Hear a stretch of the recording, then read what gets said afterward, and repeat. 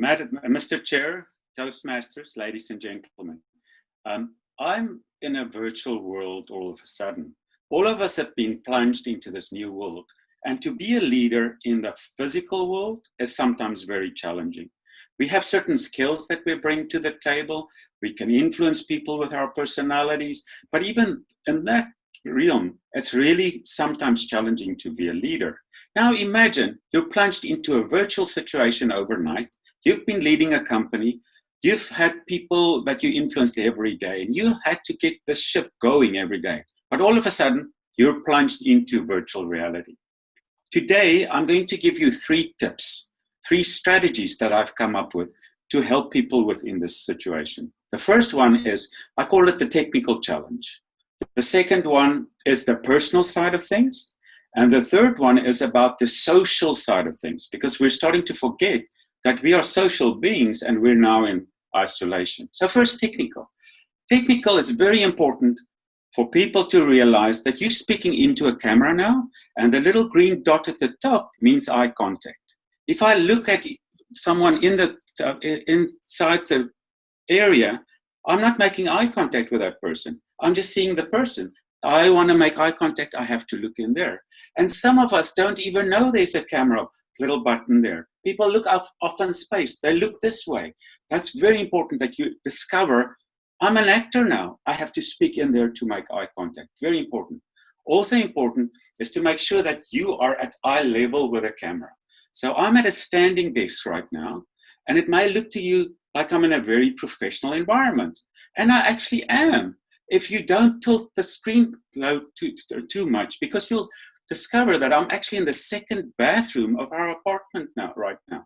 It's the only room in our house where they can't hear trains when trains go by.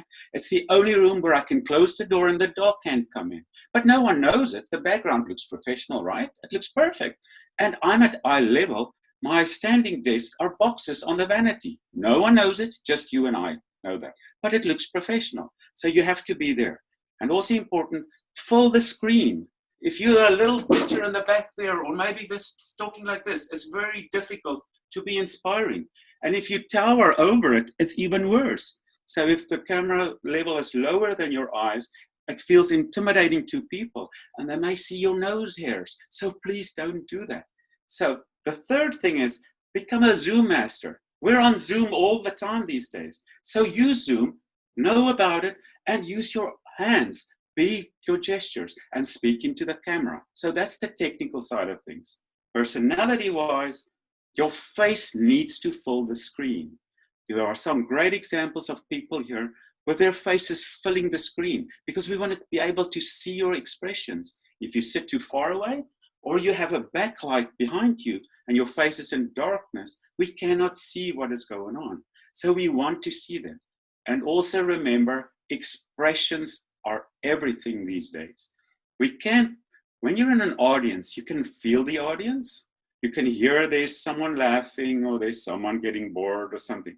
But right now, people are just in their little boxes. So whenever you make a point, ask people, have you seen that? Can I get a thumbs up from everyone? Are you all with me right now? Let's see, thumbs up. If you're not, because we can't see, we can't hear, and some people are not thumbs upping yet. So I'm waiting until everyone is thumbs up, and that means we can go on. Perfect. Because we have to make that connection. That's really important that we do this. Another thing, except for facial expressions and virtual and vocal variety, all the skills we've learned as Toastmasters need to happen all the time still.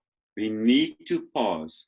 We need to use expressions. We need to use expressions on our face and hand gestures. We can do that all, but it's a little bit like acting now, because we have to do it in virtual space. And it feels awkward at first. For me to speak to a little green dot the whole time, I had to get used to it. So that's important. And another thing, really important, is the colors we have in our picture. I've learned that for my particular skin color, I need to have something that's kind of a rosy color. So I'm dressed all in pink today for you, just to make me look better. Because when I dress up as green, I show up like, I don't know, an ogre on TV. It doesn't work well. So find something that works with your particular skin color and bring that to the screen, because we want to be inspiring and our personalities need to come across. So make sure that happens, please. Thirdly, I want to talk about the social aspect. We're now meeting in virtual space. There's this barrier between us. Right now I'm speaking to you, but I can't hear your response. I can just watch your faces, and there's this social disconnect. With our staff and our people away from us in virtual space, it's really important that we start doing social stuff together as well. So what I've implemented with my people is to have virtual cocktail hours. And we come dressed up in our favorite outfits with our favorite drink, the quarantini perhaps, bring that to the screen, and we talk about why is this my favorite drink and what does this hat mean to me, or this outfit that I'm wearing. We invite people to bring to the screen their pets, their pet projects, their family members, everyone, because you see right now we're kind of intruding into their spaces too when we go to people's houses. We see stuff in the background. We see kids running by. There are famous examples on the internet right now of where it's gone really wrong with people, where they're in one of these sessions and someone runs in, or they've forgotten to put on certain garments and they get up and you see the whole thing. So those things happen. We're intruding into their space. But we forget that people used to get together at the water cooler and exchange ideas. They used to get together for lunch or an after work drink, and that doesn't happen anymore. So we need to organize that. So I want to challenge all of you to think of, in your groups, what can you do to make a difference in their lives? For example, a while back, my wife and I organized a virtual tea party for all our friends. And these friends were all over the world. We could bring people in from all over the world. We had fancy teacups. We had cucumber sandwiches, and we had to drink it with our pinkies in the air and talk to people about our tea party. And it was so much fun because we can do that and have the fun. We also have a group now where we exchange favorite dad jokes, really lame jokes, and you have to show up with your favorite dad jokes, and we tell jokes to each other. So that's another way how we can get together and have some fun together. And bring your family, introduce your loved one, introduce your pet, bring that to the screen so that we can make that social connection. The first time we tried the virtual cocktail party, it felt really awkward. It felt really, I don't know, artificial. It didn't feel real. But we realized that like any gathering, you just need a host who kind of guides the process and makes sure that the person who's not talking right now or not doing something, that they get pulled into the conversation as well. And just kind of keep it going, because otherwise you go in a lull in a space or everyone talks at the same time and it goes to a different place. So it needs to be a little organized, but after the second and the third time together, people get it and they adapt and they are having fun with it. So that social thing is really important to do that. And it replaces what people used to have before. So there you have it. This is kind of my message for today. There were 3 areas we looked at. The first one is the technical side of it. Make sure that you master the equipment, that you master the software, that it's easy for you to look into the camera, making eye contact, and you can keep the whole technical thing going.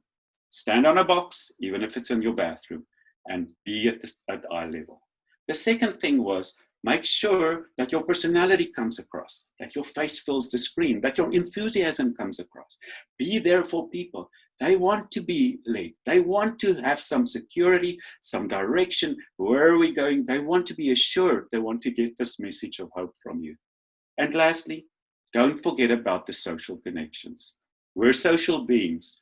We're gathering now in our back rooms, our bathrooms, wherever we're gathering from. That's a little awkward at first, but it's really an opportunity for us now to become more international, to become more social, and to stay all connected. So those are my 3 tips.